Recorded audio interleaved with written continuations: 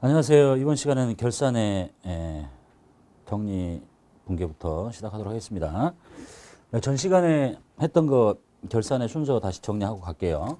제일 먼저 사건이 생겼는데 그게 거래라고 판단이 되면 일단 붕괴를 하겠죠. 그럼 붕괴를 하면 붕괴장에 옮겨 적게 되고 그걸 이제 원장에다가 전기하게 되고 그러면 총계정 원장에 적히게 됩니다. 그래서 이제 결산일이 되면 보통 뭐 12월 31일이겠죠. 결산을 하는데 순서가 예비 절차, 본 절차, 재무제표 작성. 예비 절차의 첫 번째가 시산표를 그린다. 시산표를 그린 이유는 이 원장의 전기가 제대로 돼 있는지 검사를 하기 위해서 그린다고 말씀드렸고요.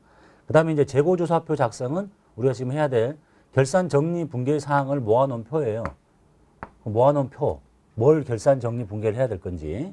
그래서 결산 정리 붕괴를 할 거고 그리고 나서 이 결산 정리 붕괴까지를 원장에다가 또 옮겨 적으면 이제 여기는 수정하기 전 거고, 이건 이제 여기 분계까지 반영이 된 수정된 이후에 시산표가 작성이 되고, 이 시산표의 잔액을 토대로 재무상태표와 손익계산서를 그리기 위해서 모아놓는 표가 정산표라고 그랬고, 이거는 뭐 거의 쓸 일 없다. 이제 이번 시간에 해야 될 일이 예비 절차 중에서 제일 중요한 결산 정리 분계를 볼게요. 그리고 우리가 시험을 보면, 이제 실무는 이렇게 진행하는 거고, 시험을 보면 이게 이제 결산 정리 분계 문제 1번부터 뭐 한 3, 4번 이렇게 나오는 문제니까 그걸 그대로 문제를 이제 푸시는 게 이제 결산 정리 분계가 되겠네요. 자, 그래서 이제 예비 절차 중에 제일 중요한 결산 정리 분계 사항이 뭔가 먼저 보겠습니다. 첫 번째가 상품 매출 원가를 분계한대요. 우리가 지금까지 1월 달부터 12월 달까지 거래가 생겼을 때 분계를 할 때는 상품을 사왔을 때는 차변의 상품, 대변의 현금 이렇게 분계를 했거든요. 근데 이걸 내다 팔았을 때 상품을 빼내지 않고 바로 그냥 매출만 이렇게 잡았잖아요. 상품 매출, 현금 받았으면 현금. 이렇게요. 4월 때는 잡혀 있는데 내다 팔 때 이렇게 일일이 분계를 안 했으니까 이제 뭘 해야 되겠어요? 기말에 한꺼번에 한다고 그랬죠. 그래서 12월 31일자로 기말 재고가 얼마 있는 걸 봐요. 그래서 기초에 있는 재고에다가 단기에 매입한 재고는 여기 다 집계가 돼 있을 거 아니야. 이거 이제 판매 가능한 상품이죠. 근데 기말의 재고를 조사했더니 기말 재고가 얼마 있더라. 이걸 빼면 이게 뭐겠어요? 이게 판매된 거잖아요. 그래서 이 판매된 금액을 계산해서 한꺼번에 분계를 하게 돼요. 그래서 이제 판매됐으니까 예를 들면 이렇게 봅시다. 기초가 재고가 20 있었고 단기에 매입한 분계를 이렇게 했더니 80이야. 그럼 판매 가능한 게 이제 100만 원인 거죠. 100원인 거죠. 그래서 기말의 재고를 조사를 해요. 이게 이제 재고 조사표에 적는 게 기말 재고잖아요. 재고를 조사했더니 기말 재고가 10 남았어요. 20에다가 80을 사왔는데 100인데 안 팔리고 남은 게 10 있으니까 결국은 팔려나간 게 90이잖아요. 이렇게 계산을 하고 이제 분계를 하면 되겠죠. 분계를 합니다. 상품을 빼내요. 한꺼번에. 팔려나간 거. 상품 90 팔려나갔습니다. 그게 뭐야? 원가잖아요. 상품 매출 원가. 이렇게 한꺼번에 분계한다고 그랬어요. 내다 팔 때마다 분계를 하는 게 아니라. 이해되셨죠? 이게 제일 많이 나오는 거겠죠. 모든 회사가 다 나오는 거. 그래서 이걸 찾을 때는 시험에서는 시산표를 쭉 보면요. 시산표에서 자산, 부채, 자본, 수익, 비용 쭉 나와 있는데 시산표에 상품이라는 계정을 봐요. 상품이라는 계정에 차변 잔액을 보면 여기로 따지면 지금 방금 이 상황에서 기초 재고가 10 있다 그랬죠. 단기에 매입한 게 90 있다 그랬죠. 그러면 상품 계정 차변에 이쪽 잔액에 100 이렇게 딱 찍혀 있어요.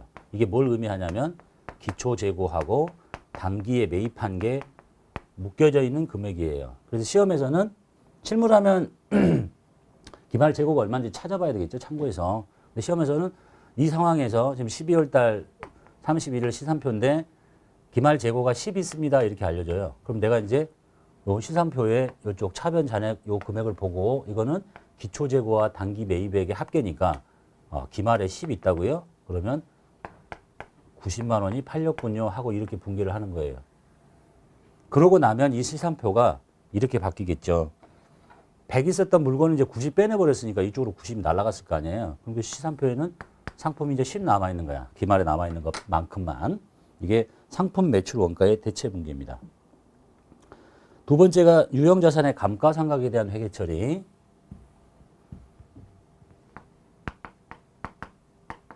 다 유형자산 편에서 배우셨죠? 자, 유형자산이 이제 시간의 경과 또는 뭐 기술의 변화, 소모로 사용에 의한 소모에 의해서 경제적 효익이 감소하니까 그걸 측정해서 재무상태표와 경영성과에 반영하는 절차. 그래서 이제 감가상각 방법, 정액법, 정률법 뭐 계산해가지고 분개를 하는 거잖아요. 계산했더니 얼마 나왔다. 감가상각비 10원, 감가상각 누계액 10원 이렇게 분개해 준 거예요. 여기서 이제 우리 프로그램의 특성상 자산의 이 감가상각 누계액은 자산 차감 항목이니까 사람의 눈으로 보면 이름이 감가상각 누계액 다 똑같은데 이 감가상각 자산이 이제 코드 번호가 중요하겠죠. 202번이 건물이에요. 건물에 대한 감가상각비는 이름은 똑같은데 감가상각 누계액이 202번에 바로 밑에 붙어 있는 203번 감가상각 누계액을 써야 되고 또 차량 운반구에 감가상각 누계액을 쓰라 그러면 차량 운반구에 바로 밑에 있는 209번을 이렇게 쓰셔야 돼요. 요 코드 번호만 조심하시면 되겠네요. 그리고 이제 또 뭐 아실 수도 있고 모르실 수도 있는데 이건 비용이고요. 이건 자산 차감이니까 이걸 재무상태표에 그리면 이건 비용은 어디로 가겠어요? 손익계산서로 가겠죠. 비용이니까. 이건 자산 차감이니까 뭐 대변에 적혀 있는데 대변에 감가상각 누계액이 찍혀야 되는 거 아니냐 이렇게. 근데 이렇게 하지 않고 이 자산이 만약에 비품이라면 분계는 대변에 했잖아요. 이걸 대변에 적는 게 아니야. 이게 자산이 이게 부채도 아니고 자본도 아니고 수익도 아니고 자산 차감인데 그래서 요 금액이 요쪽으로 가서 이렇게 감가상각 누계액이 마이너스로 표시가 되게 돼요. 대변에 적는 게 아니라 차변에서 음수로. 그 다음에 해야 될 게 대손 충당금에 대한 설정이 있죠.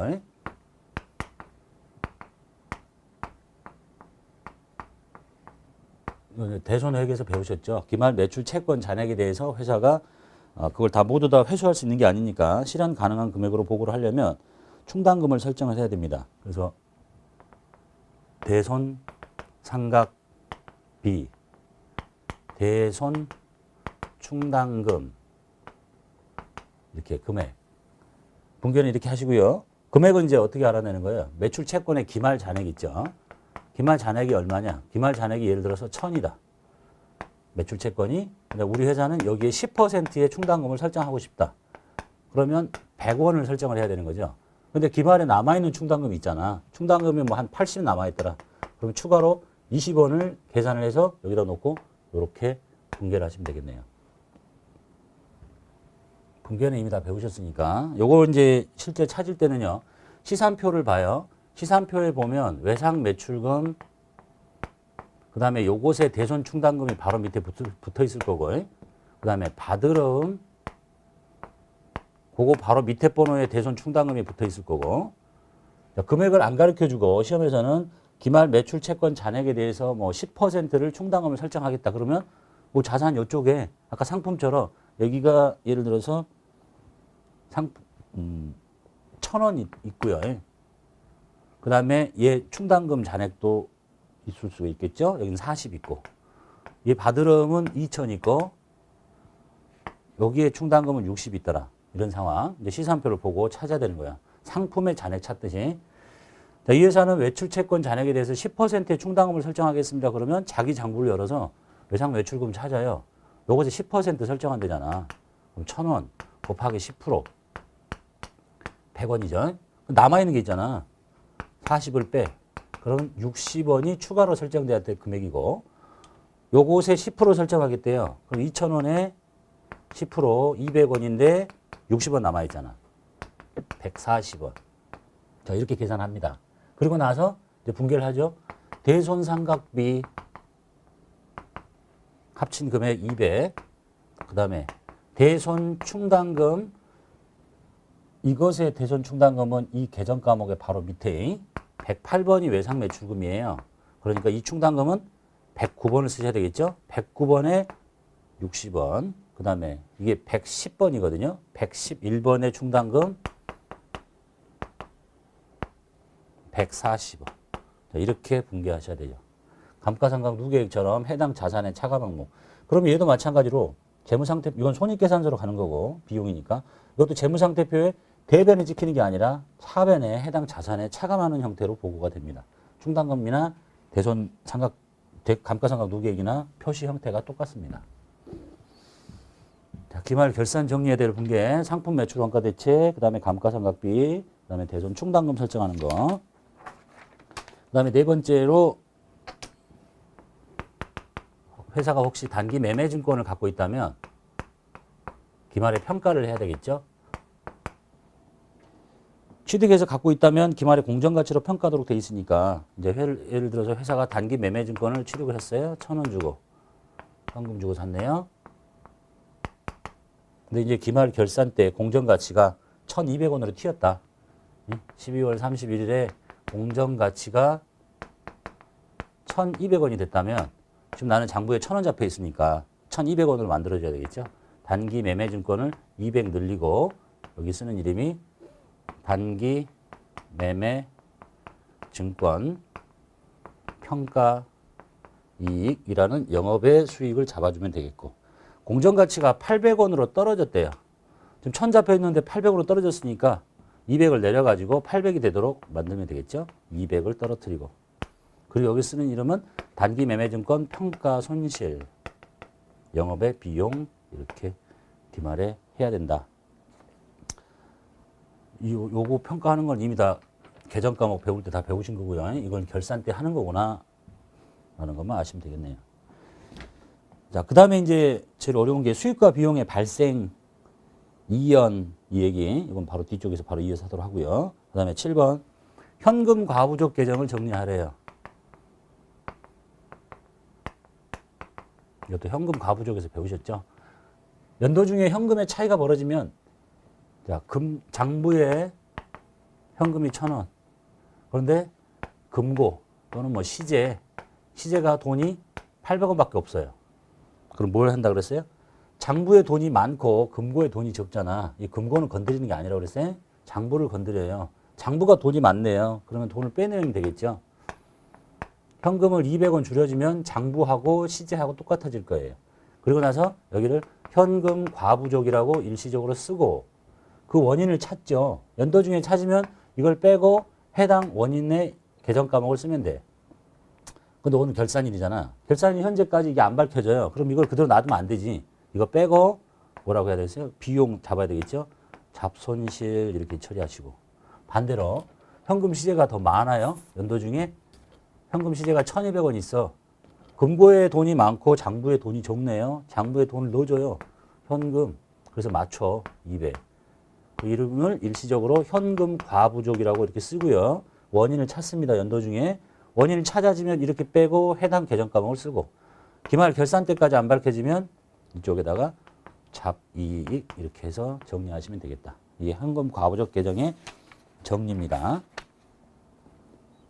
이 현금, 이런 분도 있던데, 현금 과부족 계정은 연도 중에 쓰는 거예요. 연도 중에 현금의 차이가 벌어질 때. 근데 오늘은 결산일이잖아요. 여러분 윗급수에 문제 나온 경우가 있는데, 결산일 현재 현금 차이가 벌어진대요. 오늘은 12월 31일이야. 결산하려고 봤더니 장부에 돈이 1,000원 있고 금고에 시제가 돈이 800원밖에 없어요. 오늘은 12월 31일이라 그랬어요. 결산일이야. 장부에 돈이 많네요. 금고에 돈이 작아요. 장부에 돈을 빼면 되죠. 현금 빼요. 200. 그 여기 뭐라고 그래야 되겠어요? 이걸 이렇게 하는 사람이 있더라. 현금 과부족 200. 이렇게 하고 끝내면 되겠어요? 오늘 무슨 날인데? 결산일이잖아. 결산일에 이걸 왜 해? 이게 연도 중이라면 이렇게 했다가 연도 중에 했던 것이 안 밝혀지니까 현금 과부족을 이제 정리하는 거잖아요. 이렇게. 그리고 잡손실. 그런데 12월 30일 날 문제가 나왔는데 이걸 이렇게 하고 멈추면 되겠어요? 안 되지. 이렇게 해야 되잖아. 결국은 이렇게 해야 되는 거죠. 이렇게. 곧바로. 현금이 장부에 많다. 줄이고 오늘 12월 말이니까 그냥 바로 잡손실 처리해야지. 이걸 현금 과부족 만들었다가 다시 또 현금 과부족을 뺐다가 이렇게 할 필요 있겠어요? 바로 잡손실 처리하시면 돼요. 또는 뭐 잡이익 처리하시고. 그 다음에 소모품 정리 볼게요. 소모품에 대한 회계 처리는 기중에 배우지 않았죠. 소모품을 샀을 때 회계 처리하는 방법이 자산으로 처리했다가 쓴 만큼을 비용으로 만드는 방법이 있고, 비용으로 처리했다가 덜 쓴 만큼을 자산으로 돌리는 방법이 있어요. 그 둘 중에 한 가지를 사용하시면 되겠네요. 예를 들어 볼게요. 예제. 소모품 20만 원을 사왔습니다. 현금 지급했고요. 비용으로 처리하는 경우와 자산으로 처리하는 경우 볼게요. 첫 번째, 이 사람은 비용 처리해요. 사올 때 모두 다. 어떤 사람은 자산 처리해요. 자, 소모품을 20만 원 사왔다고 그랬죠. 현금 주고 모두 다 비용 처리한대요. 그러니까 소모품비 비용 이렇게 처리하고, 이 사람은 자산 처리한대. 돈 주고 소모품 이렇게 해요. 자, 그리고 열심히 쓰겠죠. 쓰고 나서 이제 기말 결산일이 됐어요. 12월 31일인데 소모품을 안 쓴 게 얼마 있는가를 찾아봤습니다. 봤더니 미사용액이 80이래요. 덜 쓴 게 80일 수가 없지. 8만 원이겠지. 자, 덜 쓴 게 8만 원이에요. 이 사람은 사올 때 모두 다 쓸 거야. 일단 다 비용 처리했어요. 근데 안 쓴 게 있잖아. 8만 원이 안 썼기 때문에 쓴 건 얼마겠어요? 그럼 12만 원을 썼겠죠. 12만 원이 사용돼 있을 거야. 근데 이 사람은 지금 다 썼다고 비용 처리했으니까 이 20만 원 중에 쓴 것이 12만 원이고 안 쓴 게 8만 원이니까 8만 원을 취소시켜야 되겠죠. 그래서 소모품 B를 8만 원 취소시켜요. 이렇게 비용이 이쪽에 생기잖아요. 이 두 개가 만나서 이렇게 지워봐요. 그러면 12만 원이 소비가 됐다고 비용 처리된 거잖아요. 그러니까 덜수가 남아있으니까 이건 자산으로 돌려야 되겠죠. 소모품이라는 자산으로 이렇게 돌려놓습니다. 이렇게. 사올 때 다 비용 처리했어. 덜 쓴 거 있으면 덜 쓴 만큼은 자산으로 돌려놔야 되고 그만큼 비용은 취소돼야 되고. 이렇게. 자, 이 사람은 사올 때 다 자산으로 해놨어요. 근데 덜 쓴 게 8만 원 있다는 얘기는 12만 원을 쓴 거 아니야. 그러니까 소모품을 12만 원만큼 빼내야 되겠죠. 자, 20만 원 잡혀있는데 12만 원을 빼버렸어요. 그럼 왼쪽에 얼마 남겠어요? 8만 원 남잖아. 소모품. 그리고 이제 썼으니까 쓴 만큼 소모품 B라고 하시면 되겠네요. 이렇게. 그 시험에 나오면 소모품을 샀는데 기말 결산 때 미사용액이 8만 원이더라. 이렇게 알려줍니다. 그럼 이제 이 사람이 답은 이건데 이렇게 한 사람과 이렇게 한 사람의 경우에 회계 처리가 달라지잖아요. 숫자도 달라지고. 그러니까 뭘 알아야 되겠어요? 사올 때 비용으로 처리하셨는지 자산으로 처리하셨는지를 찾아봐야 되겠죠. 그래서 비용으로 처리했다면 이렇게, 자산으로 처리했다면 이렇게 해야 됩니다. 자, 그 다음에 가지급금 과수금의 정리 볼게요. 자, 연도 중에 현금의 지출이 있었는데요. 계정 과목과 금액을 몰라서 일시적으로 쓰는 게 가지급금이죠. 그래서 연도 중에 이게 원인이 밝혀지면 이거 빼고 해당 계정 과목으로 갈아 끼우면 돼요. 그런데 오늘은 기말 결산일이야. 12월 31일이 됐는데 이게 아직까지 안 밝혀져요. 그럼 이거 계속 놔두면 되겠어요? 밝혀내야 돼요. 밝혀내서 해당 계정 과목으로 돌려놔야 돼. 나도 모르는 걸 남한테 보고하면 되겠어? 찾아내서 밝혀야 되고요. 자, 현금 등의 유입이 있었는데 계정 과목과 금액을 알 수 없어서 쓰는 이름이 가수금이었어요. 연도 중에 썼어도 내용 밝혀지면 이렇게 정리하면 되는데 결산일이 됐어요. 내용을 밝혀서 가수금 정리하고 해당 계정 과목으로 바꿔놔야 됩니다. 이것들은 재무상태표에 보고되는 이름이 아니에요. 응? 그 원인을 찾아서 바꿔놔야 돼요. 자, 거기까지. 이게 이제 일반적으로 나오는 결산 정리 분기들의 내용이 되겠습니다. 그리고 이제 하나 안 했던 거예요. 수익의 발생과 이연에 대한 얘기가 가장 어려운 얘기인데 처음 시작하는 분도 어렵고 여러분 저기 회계 1급 하시는 분도 어려워하고 그러네요. 잘 들으면 어렵지 않은데 봅시다. 발생주의라고 돼 있죠. 발생주의가 뭐냐. 발생한 만큼 수익과 비용을 잡자. 쉽게 말하면 이래요. 현금을 쓸 때 비용이라고 할 거냐, 돈을 받을 때 수익이라고 할 거냐, 아니면 돈은 나중에 받지만 일단 발생을 했잖아요. 상식적으로 생각하면 이러죠. 내가 물건을 팔았어요. 매출했죠. 근데 돈은 나중에 줘요. 그걸 매출 잡아요, 안 잡아요? 잡잖아. 외상 매출금 이렇게 하잖아요. 돈 줄 때 수익을 잡는 게 아니잖아. 맞죠? 비용도 마찬가지예요. 돈을 주지 않았어도 발생했으면 비용으로 잡는 거야. 자, 그 논리가 이제 발생주의입니다. 읽어볼게요. 재무제표는 발생 기준에 따라서 작성됩니다. 재무제표가 작성된다는 얘기는 발생 기준에 따라 회계 처리한다 이렇게 쉽게 생각하셔도 돼요. 회계의 기본 논리는 발생 기준에 따라 수익과 비용을 인식하는 것이다. 발생 기준은 기업 실체의 경제적 거래나 사건에 대해 관련된 수익과 비용을 돈이 들어오고 나가는 기간이 아니라 거래나 사건이 발생한 기간에 인식하는 것을 말합니다. 그래서 개념이 크게 보면 발생의 개념과 이연의 개념이 있어요. 발생이란 하고 뭐라고 쭉 돼 있고요. 이연이란 뭐라고 쭉 돼 있어요. 읽어보면 무슨 말인지 몰라요. 그러니까 사례를 보면서 정리하시면 되겠네요. 별로 잘 들으면 어렵지 않은데 대충 들으면 어려워하시는 것 같아. 잘 봐봐요.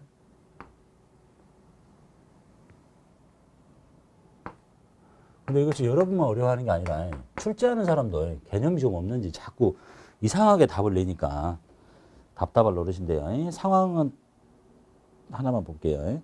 예제 1번 볼게요. 10월 1일에 세현상회는 창제상회한테 100만 원을 빌려줍니다. 10월 달이에요.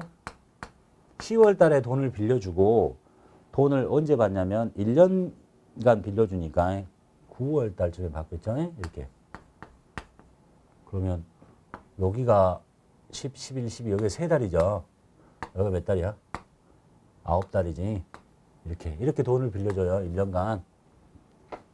상황 아시겠죠? 10월 달에 돈 빌려주고 9월 달에 받아요. 자, 이자는 연 12%야. 100만 원을 빌려주면 이자는 12만 원 받는다는 얘기고요. 이자는 언제 받냐면 만기일 날 받습니다. 요 날 받아요. 이자를. 상황 볼게요.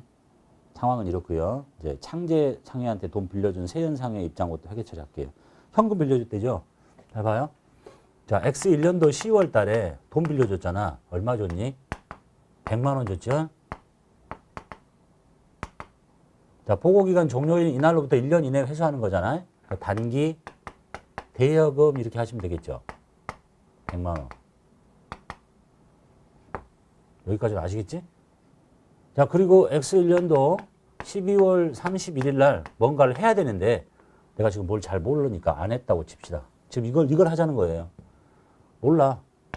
자, 2년도 9월 달에 모르니까 안 했을 거지. 9월 달에 원금하고 이자 12만 원을 같이 받습니다. 그럼 이 사람은 이제 이렇게 하겠죠.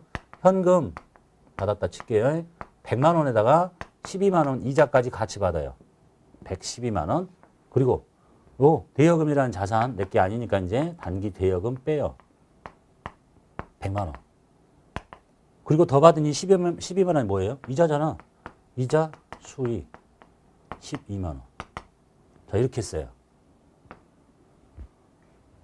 별로 어렵지 않죠? 자, 그런데 이제 이런 얘기를 하는 거예요. 태클을 거는 거지. 발생주의라는 애가 잘 봐라. 이게 같은 회계연도면 상관이 없는데 이쪽 회계연도가 다르죠. 보고하는 기간이 달라. 잘 보니까 이 이자 수익이라는 요 수익이 말이지. 얘는 지금 보면 언제 수익을 다 잡냐면 돈 받은 날, 지금 현금이 들어오는 날, 현금주의에 따라서 모두 다 수익을 잡은 거예요. 그럼 이렇게 하면 되겠어? 잘 봐봐. 네가 아무리 상식이 없어도 일반적으로 돈은 여기서부터 이렇게 빌려주는데 이자는 계속 한 달 간격으로 이렇게 생길 수 있겠죠. 이렇게 계속적으로 생기는데 왜 이 이자를 이쪽 연도에 모두 다 수익으로 잡냐. 돈 받은 날 다 수익으로 잡으면 그게 되겠니? 발생한 만큼 이쪽 연도에 3개월치 이자가 생겼으니까 발생한 거 알 수 있잖아. 여기에 3개월의 이자가 수익이 잡히도록 하고 이쪽은 9달의 이자만 잡혀야지 왜 여기다가 한꺼번에 다 해. 그렇게 하지 말라 하는 게 발생주의예요. 그래 알았다. 그러면 여기에 지금 이쪽에 3개월 발생한 만큼은 이자를 잡자는 거잖아요. 응? 알 수 있으니까. 그래도 함정인 것 같잖아. 자, 이자 수익 잡아요. 얼마야? 3개월짜리죠. 3만 원 잡았어. 하려니까. 자, 그러면 이제 여기를 뭐라고 해야 되겠어? 여기가 핵심이죠. 제가 돈을, 야, 이자 발생했으니까 돈 달라. 그러면 내가 주겠어요? 아니, 계약 조건이 이날 주는 거잖아. 안 주지, 당연히. 근데 잡으래, 수익을. 이쪽에 이제 무슨 자산을 잡아야 되거든요. 현금을 주면 현금 딱 적으면 좋겠지. 근데 안 줘, 상대방이. 자산을 적어. 자, 자산을 적는데 이름이 성격이 뭔가 잘 봐요. 뭔가 받을 게 있는데 못 받은 거잖아. 그죠? 그 성격이 뭐죠? 미수금의 성격을 갖잖아요. 자, 미수금의 성격을 갖는 자산을 만들래. 그래? 미수금 성격을 갖는 자산. 미수금 성격을 갖는 자산. 그럼 미수금 자산, 미수자산 이렇게 이름 지을 수도 있겠죠. 근데 이름을 잘 보니까 뭐라고 되어 있냐면 미수금의 성질을 갖는, 자, 미수금은 일단 자산인 줄 알겠죠? 이 자산을 잡는데 누구와 함께 기록하냐면 수익과 같이 기록하는 거예요. 그래서 바로 거기 하나만 읽어보고 갈게요. 발생주의 앞에 발생이란 미수 수익과 같이, 지금 여기가 지금 미수 수익이거든요. 미수 수익과 같이 미래에 수취할 금액, 지금 이거는 내년에 받을 거잖아요. 미래에 받을 돈에 대한 자산을, 예? 그게 지금 미수금이잖아요. 자산을 수익과 함께 인식하는 거예요. 이자 수익과 함께. 그래서 여기 이름이 미수자산 이렇게 했으면 좋겠는데 이름을 미수 수익과 함께. 미수 수익 이렇게 적는 거야. 이름 들었기 어렵죠. 이거 딱 보면 수익같이 보이잖아. 이건 수익이 아니라니까. 미수금의 성질을 갖는 자산, 미래에 받을 돈이니까 자산으로 잡는데 수익과 함께 적는다. 그래서 미수 수익이라고 이렇게 적는 거예요. 어렵죠. 수익 아니야. 자산이야. 그러니까 객관식에 많이 나오죠. 다음 중 손익계산서 항목이 아닌 것. 손익계산서 항목은 수익 비용인데 이거 수익이네? 수익 아니라니까. 자산이라니까. 미수 수익이라고 붙였는지는 그냥 미수자산 이렇게 하면 좋겠는데 미수금하고 다르니까 그냥 미수금과 같은 성격을 갖는 자산인데 수익과 같이 인식해라. 그래서 미수 수익이라고 이름을 지은 거예요. 요거 외워야지 이제. 미수 수익. 미수금의 성질을 갖는 자산. 근데 수익과 같이 적는구나. 미수 수익. 잘 안 될 거예요. 이름이 어려워서. 자, 이렇게 해요. 잘했네. 이게 발생주의니까. 그래서 이쪽 연도에 발생한 만큼의 수익을 3만 원 잡아요. 그럼 이제 이쪽 연도에는 12만 원 다 잡으면 안 되지. 9만 원만 잡아야지. 그럼 여기를 9만 원만 적어야 되겠죠. 그래야 이쪽에 발생한 9달만큼 수익이 잡힐 거니까. 그럼 양쪽이 차이가 안 맞잖아. 여기가 부족하죠. 여기는 100만 9만 원이고 112만 원이니까. 그래서 여기 있는 이 금액을 이렇게 뺍니다. 미수 수익 3만 원. 이렇게. 자, 시험은 주로 요 상황이 많이 나오네요. 요거. 요렇게 해놓으면 내년에는 이제 이렇게 해야 되는 거야. 자, 이제 보면 쪼개놨죠? 이게 잘 보니까 무슨 논리가 뭐 대단한 게 아니에요. 이걸 이렇게 합쳐봐요. 이게 회계연도가 똑같아가지고 이렇게 눌러서 합치면 여기 생겼던 것을 이쪽으로 뺐으니까 둘 다 지워지니까 없죠. 여기 3만 원, 여기 9만 원 쪼개놨으니까 합치면 12만 원이잖아요. 그거 똑같아. 몰랐을 때 회계 처리하고. 근데 같은 연도면 방금처럼 해도 되겠지만 이게 지금 회계연도가 여기서 잘리잖아요. 기간이 다르잖아. 그러니까 기간이 다른 만큼 이쪽에 발생한 것을 수익으로 잡고, 그런데 당장 무슨 자산을 주는 게 아니니까 무슨 자산이라고 만들어 놔야 되겠어. 이름을 만들어 놔. 그러다가 다시 없애면 되지. 잠깐 이렇게 사이를 벌리기 위해서. 근데 이름이 미수금의 성질을 갖는 자산인데 수익과 함께 인식한다. 그래서 미수 수익. 이렇게 하고 그 다음에 이거 만들어 놨던 거 다 없애버리면 되죠. 자, 또 하나, 이거는 손익계산서 항목이에요. 손익계산, 이제 바로 뒤에 배우실 텐데, 손익계산서 항목은 올해하고 내년이 연결이 안 돼요. 왜냐하면 올해 생겼던 게 다 사라집니다. 바로 뒤에 결산의 번절차에서 배울 거예요. 근데 이 재무상태표인 계정은요, 한 번 생기면 끝까지 갑니다. 이거 한 번 생겨났죠? 근데 언젠가 없어져야 되잖아. 이 상황에서 없애는 거야. 살짝 만들어 놨다 없애야 돼. 얘는 얘하고 별개인 거야. 이쪽의 수익이고 이건 이쪽의 수익인 거니까. 이해되시죠? 어렵나? 논리적으로 맞는 거 같잖아. 이게 발생 중이니까. 됐죠? 그래서 미수금의 승계를 갖는 거, 미수금과 달라요. 미수금의 성질을 갖는 자산 미수 수익이라는 것을 만들어서 살짝 벌려놓습니다. 그리고 다시 없애면 돼. 이해됐죠? 자, 반대 사람을 볼게요. 자, 이 사람은 이제 돈 빌려준 사람이야. 돈 빌려온 사람 입장을 볼게요. 여기다 해볼까? 자, 이 사람이 이제 1년도 10월 달에 돈을 빌려왔잖아요. 현금 들어왔겠지. 현금 100만 원 들어옵니다. 그리고 단기간 빌려왔죠. 단기 차입금이라고 하겠네요. 100만 원. 자, 그리고 12월 31일이 됐어요. 내가 뭘 모르니까 아무것도 안 했겠지. 그 다음에 내년 9월 달에 돈을 갚습니다. 돈을 갚는데 현금을 얼마 줘야 되냐면 원금 100만 원과 이자 12만 원을 같이 줘야 됩니다. 그리고 차입금이란 부채 없애버리면 되겠죠. 단기 차입금 100만 원. 없어지는 돈이 100만 원인데 12만 원이 더 나가네요. 이게 뭐겠어요? 이자 비용이겠죠. 12만 원. 자, 이렇게 했어요. 아무것도 모르면. 자, 그런데 이제 태클을 거네요. 발생주의라는 애가. 야, 너 지금 이자 비용이라는 이 비용을 말이지. 언제 다 잡고 있어요? 돈 주는 요때 모두 다 비용 처리하고 있잖아. 이러면 되니? 네가 돈을 이렇게 빌려왔잖아. 이렇게. 그럼 이 이자라는 것은 이날 한순간에 생기는 게 아니라 요 3달, 여기 9달 이렇게 생기는 거잖아. 근데 왜 이쪽 연도에 모두 다 비용으로 잡느냐? 이쪽에 발생한 이자 비용이 있잖아. 발생한 만큼은 이쪽 회계연도에 잡으란 얘기야. 그게 발생주의야. 그게 더 논리적이잖아. 맞네요. 자, 잡읍시다. 이자 비용 잡을게요. 비용 이쪽에 생기죠. 이자 비용 잡습니다. 발생한 만큼 잡았어요. 잘했다. 여기는 뭘 줘야 되거든. 자, 이자는 이날 주기로 했는데 그날 그때 줬다 쳐. 그러면 현금 그냥 줘버리면 되잖아. 근데 이날 주는 게 아니잖아. 내년에 주잖아. 그래요? 일단 비용은 생겼는데 돈을 뭘 줘야 되긴 줘야 되는데 안 주는 거죠. 돈을 줘야 될 것을 못 줬다. 무슨 이름이 생각나요? 미지급금이 생각이 나죠. 미지급금의 성질을 갖는 부채를 만듭니다. 미지급금의 성질을 갖는 부채를 만드는데 그거를 아까 쟤처럼 수익과 같이 인식해라. 얘는 비용과 같이 인식해라. 이렇게 하는 거야. 그래서 이름이 미지급 비용인 거야. 미지급 비용이요. 3만 원. 부채예요. 비용이 아니라.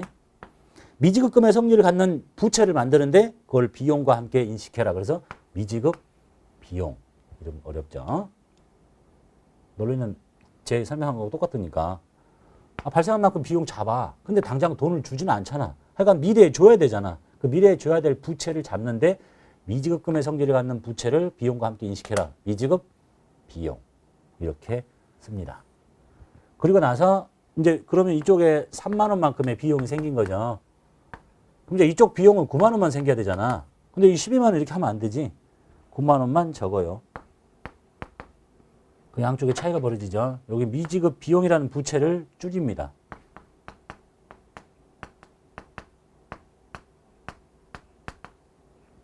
자, 이 부채는 계속 연결이 된다 그랬죠. 내년하고. 이거 가만히 놔두면 안 돼요. 없애야 돼. 이렇게 생겼다가 없어져. 이걸 압축을 시키면 아까 쟤처럼 몰랐던 거하고 똑같아지는 거예요. 이자 비용 12만 원. 이거 생겼다 없어지고. 예? 근데 회계 연도가 잘리니까 이 사이를 이렇게 벌려놓는 거죠. 그래서 비용 잡고 미지급금의 성질을 갖는 부채를 비용과 함께 인식하자. 그래서 미지급 비용. 이렇게 하시는 거예요. 이해됐나요? 어렵나요? 근데 이제 그 다음에 질문이 많은 것 중에 하나가 다른 건 잘 안 물어보는데 미지급금과 미지급 비용의 차이를 엄청나게 많이 물어보네요. 그래서 이 시험 최초에는 이런 혼란이 별로 없었는데 출제위원도 미지급금인데 요거를 미지급 비용인 것을 답으로 이렇게 하는 사람이 생기기 시작했어요. 그러다가 또 출제위원 바뀌면 이겁니다. 이 스토리가 이래. 이걸로 답을 했다가 어떤 사람이 이걸로 답을 했다가 또 어떤 사람이 이걸로 했다가 이제는 그러니까 항상 이게 이름이 2개씩 나와. 미지급금도 답이고 미지급 비용도 답입니다. 왜 그러겠어요? 초기가 아니죠. 또 중간에 출제위원이 바뀌면서 어떤 짱구가 이걸 답을 이거 해버린 거야. 이건데 계속. 그래서 이제 아주 혼란이 생기는 거죠. 그래서 그런 애들이 출제를 왜 들어갔는지 모르겠지만 미지급 금과 미지급 비용의 차이 상식적으로 생각하면 이래요. 아무런 고민이 없어. 미지급 비용은 지금 방금 이제 우리가 4개의 이름을 배울 텐데요. 선수 수익, 미수 수익, 선급 비용, 미지급 비용은 연도 중에 쓰는 이름이 아니에요. 기말 결산할 때 방금 이 12월 31일 날 발생주의에 따라서 뭔가를 쪼개기 위해서 잠깐 쓰는 이름이야. 연도 중에 뭐 제일 많이 쓰는 게 미지급 비용은 비용을 줘야 되는데 돈을 못 줬구나. 뭐 예를 들어 복사기를 고치라고 해서 누가 고쳤는데 비용이 발생하겠죠? 근데 돈이 없어서 안 줬네. 다음에 주기로 했네요. 비용인데 돈 늦게 주는 거잖아. 나중에 주는 거잖아. 미지급 비용 아니냐. 이렇게 이제 사고방식이 출발하는 거예요. 응? 그렇지 않습니다. 미지급 비용, 이거는 연도 중에 쓰는 게 아니다. 이렇게 보시면 돼요. 상식적으로. 자, 봐볼게요. 미지급금. 자, 봐요. 자, 1월달 급여를 주는데 우리 회사는 1월달 급여를 1월 말에 줘요. 그럼 이렇게 하면 되지. 현금. 매달 말에 주는 거야. 근데 돈이 없어요. 돈이 없어서 못 줘요. 그러면 회계처리는 돈 준다 하는 게 아니잖아요. 한 달 일 다 시켰잖아. 돈 없었다 못 준다고? 그러면 미지급 금 이렇게 하는 거야. 그 미지급 비용이라고 하는 게 아니라. 네? 그래가지고 뭐 다음 달 10일 날 돈이 생겨서 주면 이 미지급금 빼고 그냥 현금 주면 되잖아요. 이렇게? 미지급 비용 아니에요. 근데 이제 요즘 추세가 이것도 비용도 맞습니다. 이렇게 하는 짱구들이 막 계속 생긴다는 얘기죠. 여러분은 그렇게 하지 마시고. 미지급 금이야. 자, 그 다음에 이제 1월달 급여를 못 줬어요. 근데 12월달이 됐어요. 12월달 매달 급여를 주는데 12월달에 돈이 없어가지고 12월달 급여를 못 줬어. 그럼 회계 처리 안 하는 게 아니라 이렇게 하는 거야. 미지급금 이렇게 해요. 그리고 다음 연도에 돈 주면 미지급금 빼고 현금 주는 거야. 이해됐죠? 자, 그런데 상황을 바꿔서 한 달 일을 시키면요. 1월달 일을 시키고 돈은 언제 주냐면 2월 10일에 이렇게 주는 회사가 있어. 급여를 체계가. 한 달 일 시키고 다음 달 10일 날 우리 회사는 급여 줍니다. 그러면 잘 봐봐요. 1월 달 한 달 동안에 발생했죠. 그럼 1월 1일부터 1월 말까지 급여가 발생을 했어. 이걸 방금처럼 발생주에 따라 정확하게 하면 이렇게 돼요. 급여. 자, 발생을 했는데 언제 주는 거예요? 다음 달에 주는 거잖아요. 이제 이때 쓰는 이름이 미지급 비용이야. 지금 1월 말에 주는 게 아니에요. 원래 발생을 했는데 돈은 다음 달에 주는 거잖아. 자, 100,000 줘. 그래? 그래가지고 이제 2월 10일이 됐죠. 2월 10일이 돼서 진짜로 돈을 주면 그 미지급 비용이라는 걸 없애고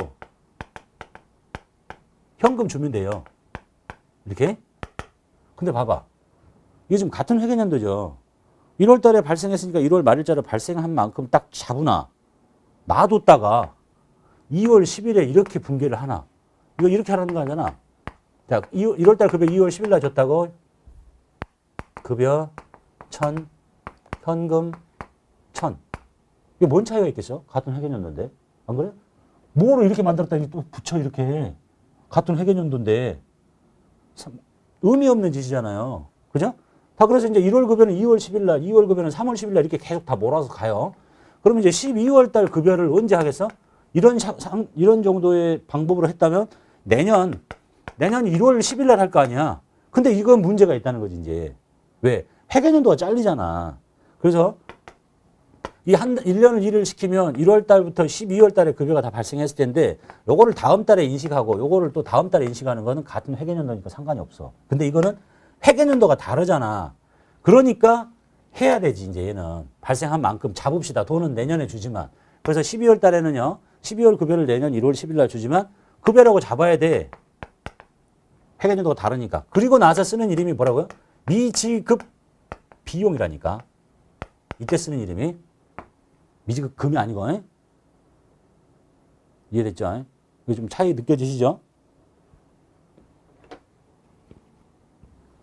그 다음에 이런 것도 한번 생각해 봅시다.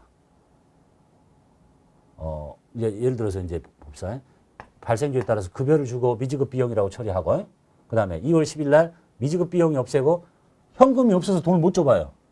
2월 10일이 됐는데, 그러면 이 미지급 비용은 뭐로 바뀌냐면 미지급금으로 바뀝니다. 이렇게. 자, 1월달 급여를 1월달에 줘야 되는데 못 주면 미지급금이죠. 얘는 1월달 급여를 언제 준다고요? 2월 10일 날 주기로 했어요. 못 줬잖아. 그러면 얘도 미지급금이 되는 거야. 근데 이 사이를 꼭 발생주의처럼 쪼개야 되겠다면 미지급 비용이라고 한번 만들고 바로 없애고 돈 못 주면 미지급금. 이렇게 됐죠. 그래서 실수하기가 쉬운 게 뭐냐면 자, 결산 문제입니다. 결산 문제면 무조건 뭐 이게 미지급 비용이 나와야 되는가 이렇게 착각하시면 안 돼요. 아까 말씀드렸죠. 12월 달 급여를 12월 달에 줘야 되는 회사가 12월 달 급여를 못 줬다. 그러면 급여 미지급금 12월 달 급여를 다음 달 언제 주는데 못 줬다. 급여 미지급 비용이에요. 차이 잘 봐두시고. 그래서 결산 때 나온다고 해서 무조건 다 미지급 비용, 미수 수익, 선수 수익, 선급 비용 나오는 게 아니라 돈을 언제 주기로 했었느냐를 잘 보셔야 됩니다. 자, 이게 이제 수익의 발생과 비용의 발생에 대한 얘기입니다.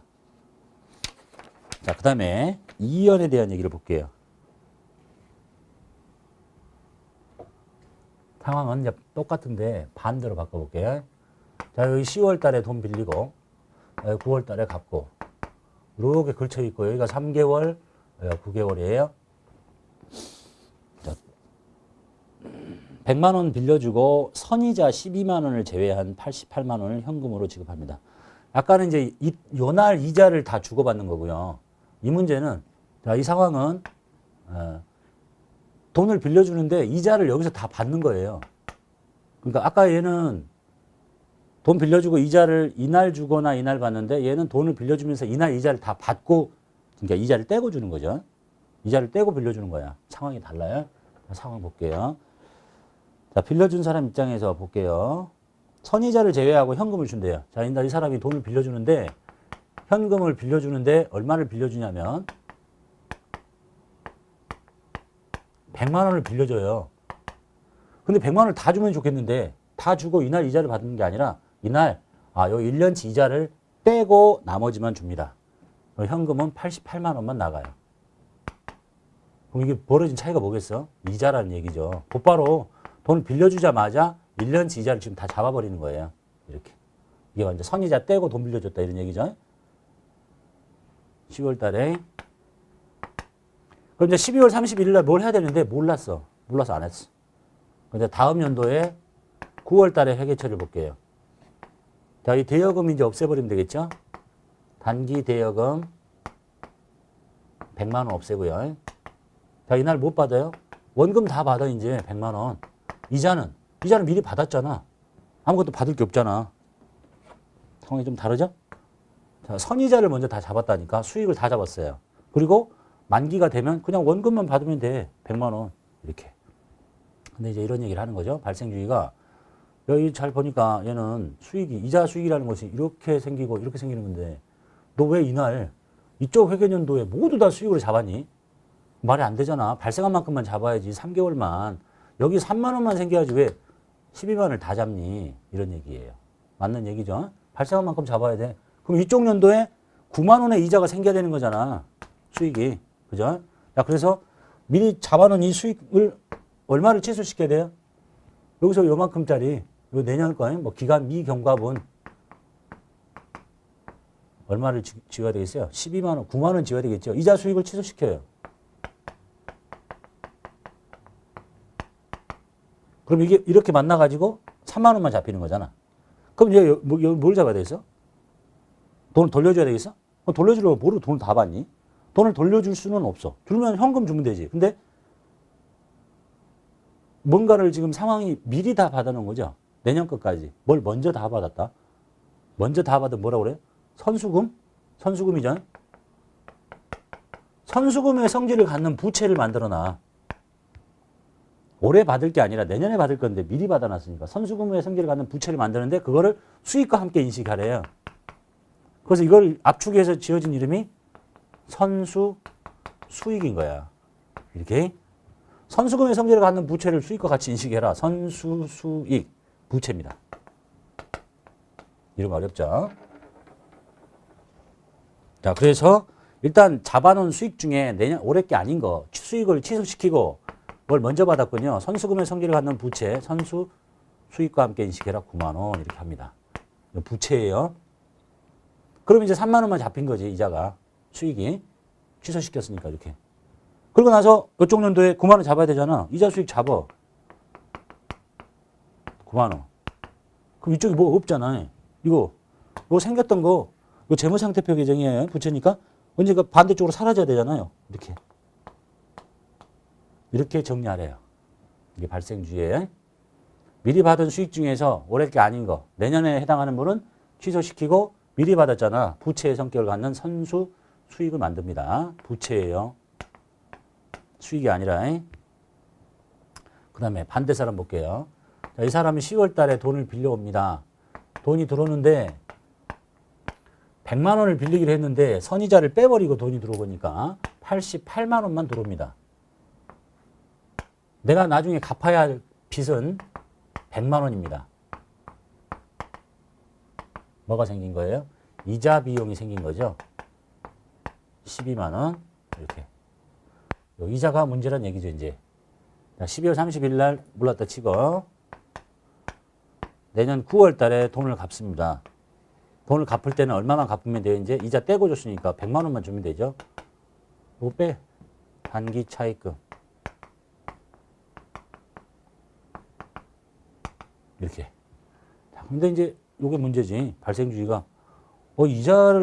돈은 여기서부터 이렇게 빌려다 쓰는데 왜 이자 비용을 이쪽 연도에 돈 준 날 모두 다 비용 처리하니? 이쪽은 0원이고 안 된다.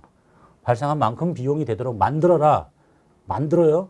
그런데 너무 많이 잡았잖아. 올해 게 12만 원이 아니지. 올해 게는 3달 거, 내년 게 9달 거니까 이 잡혀있는 이자 비용 중에 일부를 취소시켜요. 내년에 해당하는 부분 9달치를 이렇게. 그리고 여기 자, 취소시켰어. 발생한 만큼 3만 원이 되도록. 그러면 쟤 보고 야, 돈 다시 돌려줘. 이자 다 주고 나 돌려주겠어 얘가? 그거 왜 받아가겠어? 그 사람 성격을 봐요. 뭔가를 얘는 먼저 받은 사람이죠. 선수금의 성질을 갖죠. 이 사람 먼저 이자를 내년까지 다 줬죠. 선급금의 성질을 갖네요. 선급금의 성질을 갖는 자산을 비용과 함께 인식해라. 그래서 이 지어진 이름이 선급 비용인 거예요. 선급 비용. 자산이에요, 얘는. 내년에 줘야 될 돈을 미리 준 거야. 9만 원. 이렇게. 자, 그 다음에 이제 이쪽 연도에 비용이 잡혀야 되겠죠? 비용 잡아. 이자 비용. 9만 원.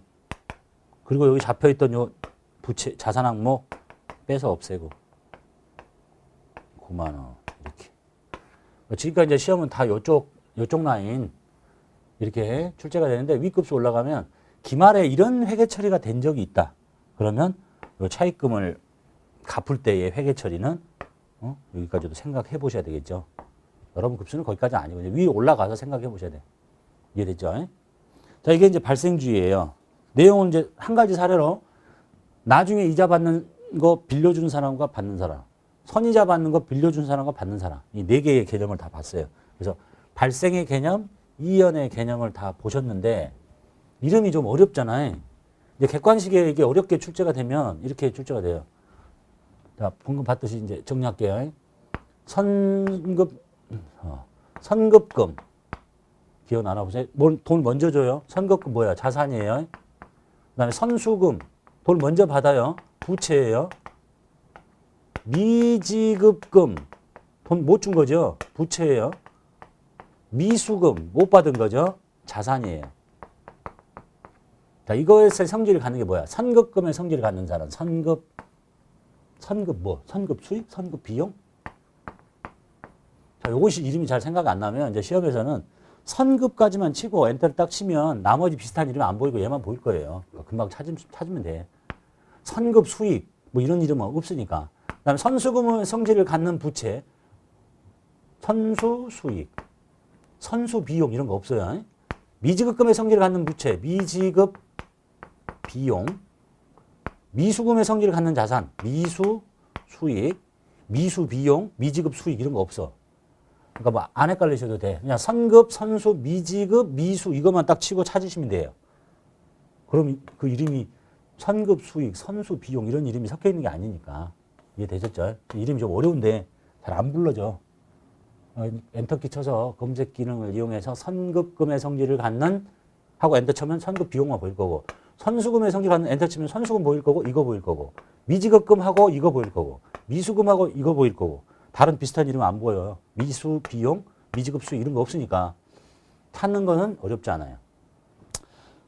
됐죠? 그 다음에 자 이제 이거를 수익의 이연입니까? 발생입니까? 비용의 이연의 개념을 갖고 있는 거, 발생의 개념을 갖고 있는 거 이렇게 이제 연결을 시키라고 하네요. 자, 요 네 가지 이름이 있는데 다음 객관식 문제 이렇게 나와요. 이렇게 나오면 다음 중 비용의 발생의 개념과 연관이 있는 게 뭐냐? 아, 비용의 발생?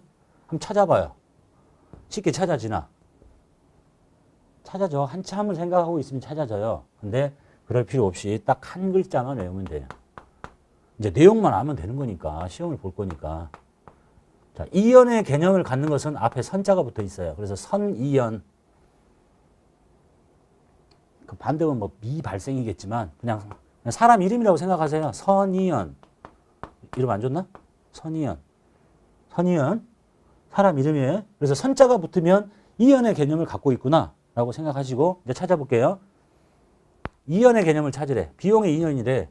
그 비용의 이연인데 이 뒤에가 비용이 붙어야지 수익이 붙겠니? 비용이야. 이연이네. 여기 있네.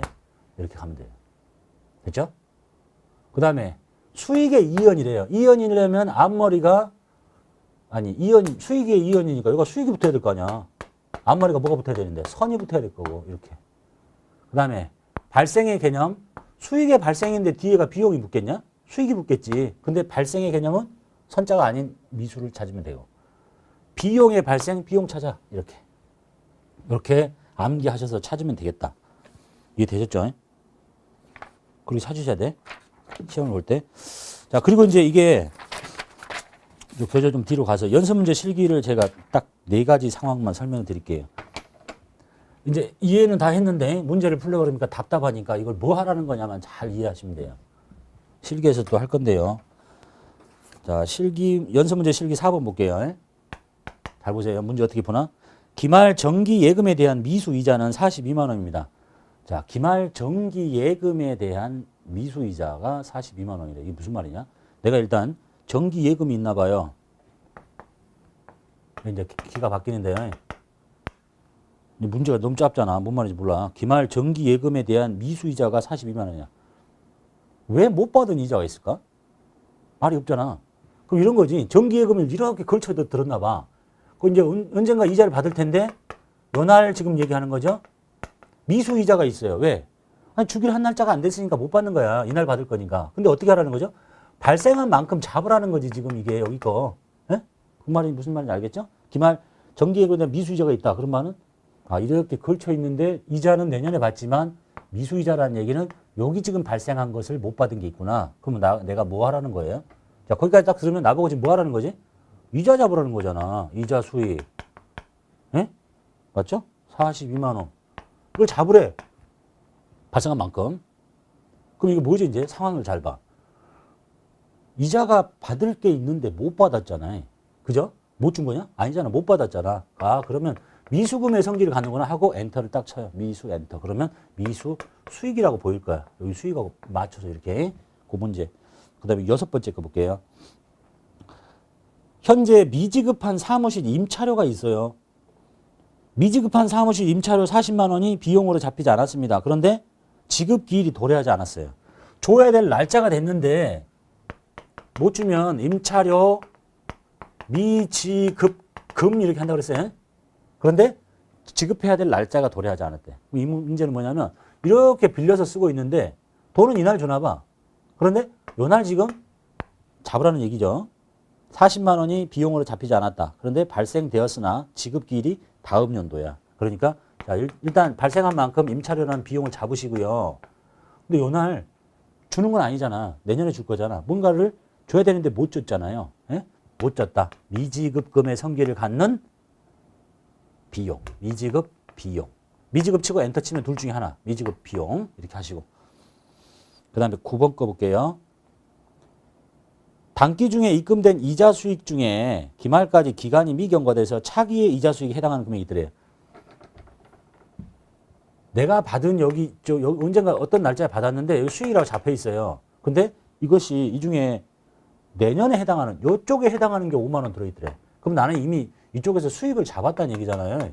이자 수익을 잡았는데 얼마인지 모르겠지만 많이 잡았어. 근데 이게 내년 게 들어있네요. 그럼 내년 것이 들어있으니까 어떻게 하는 거야? 수익을 취소시키라는 거죠. 그 수익은 이자 수익이라니까. 이자 수익 중에 내년에 해당하는 5만 원을 취소시켜요. 이렇게. 이제 뭐죠? 상황이? 내년 거를 미리 다 받은 사람이 되네요. 네? 뭘 먼저 다 받았다. 무슨 이름이 생각나요? 선수금의 성질을 갖는군요. 선수금의 성질을 갖는 수익과 연결돼서 선수수익이라는 부채를 잡아라. 이런 얘기. 정리. 이렇게 풀어야 돼요. 그러니까 이걸 먼저 하는 게 아니야. 상대방 먼저 뭘 하라는 건지를 먼저 보고 나머지는 먼저 준 거면 선급금의 성질을 갖는 선급. 먼저 받으면 선수. 못 줬다? 미지급. 안 받았다? 미수. 이렇게 찾아서 치는 거야. 마지막 하나 볼게요. 기말 현재 건물에 대한 화재보험료 기간 미경과분이 50만 원 있대요. 자, 이렇게 보험을 들었는데 여기서 보험료 줄 때 다 이제 보통 비용 처리하겠죠. 그런데 기간 미경과분이 들어있더래. 그러니까 이 사람은 말이 없어도 보험료 지급 시에 보험료를 얼마로 했는지 모르겠지만 이렇게 해놨다는 얘기예요. 근데 오늘 기말인데 기간 미경과분이 들어있더래. 그거 어떻게 하라는 거죠? 너 보험료를 지급할 때 다 비용 처리했는데 여기 내년분 보험료를 취소시키라는 얘기입니다. 올해 게 아니니까. 그래야 여기치만 비용이 만나서 이렇게 만나서 여기치만 되도록. 그럼 이쪽을 잘 봐. 이제 여기 먼저 하고 보험료를 어쨌어요? 못 받았어요? 미리 받았어요? 아니잖아. 주긴 줬는데 뭘 먼저 준 사람이잖아. 이 사람은 선급금의 성질을 갖잖아요. 선급 비용이라고 합니다. 그래서 네 가지 사례 다 봤습니다. 어려워요? 처음 하실 때 회계 2급에서도 어렵고 당연히 어렵지. 회계 1급 하는 사람들이 어려워하니까. 그래서 아까 네 가지 개념 잘 정리하시고요. 그래서 분계를 하실 때는 이런 이름을 먼저 쓰는 게 아니에요. 선수수익, 미수수익, 선급비용, 미지급비용 하는 게 아니라 분계하실 때 반대쪽 계정 과목을 먼저 찾아요. 내가 비용을 취소시키라는 건지 수익을 취소시키라는 건지 수익을 잡으라는 건지 비용을 잡으라는 건지 그걸 먼저 하고 그 다음 상황이 내가 돈을 먼저 줬냐 먼저 받았냐 아직 못 줬냐 뭐 이런 상황을 따져서 이름을 찾아서 하시면 돼요. 자, 여기까지 하고 마치도록 하겠습니다.